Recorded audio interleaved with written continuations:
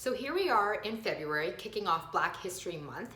And as someone who does equity, diversity, inclusion work for a living, who identifies as a person of color who is not Black, I have a few things that I wanted to say about the importance of this moment, the significance of this Black History Month in particular.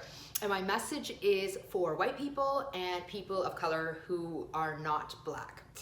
So first of all, I think it's so important for us to understand that Black History Month is primarily about celebrating the achievements and the contributions and the excellence of Black people throughout history and in this moment.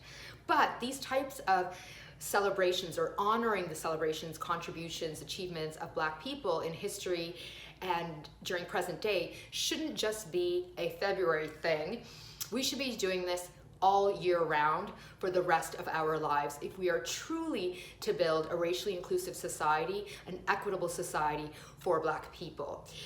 Secondly, I know that during this month, there's also a lot of emphasis on learning about the historical legacies of inequities that have had a profoundly negative impact on Black people, that have ultimately led to the racism and white supremacy that Black people experience, including how this shows up in the workplace by way of anti-Black racism and anti-Black racial bias.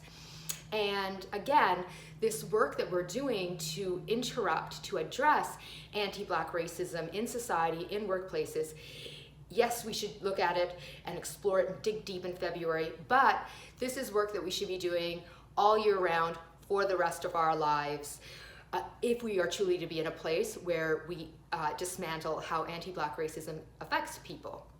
So that's the second thing I wanted to share. And then the final thing I wanted to share, and this connects with both point one and point two, is that we as white people and people of color who are not Black have been taught anti-Blackness. Anti-Blackness lives within us. It is a byproduct of white supremacy. It is how it shows up in our behaviors. And we can look at systems, and systems disruption is everything. I'm all about it. But individuals, we need to own our behavioral change. We need to make a shift in how we behave in order to truly address and interrupt anti-Black racism.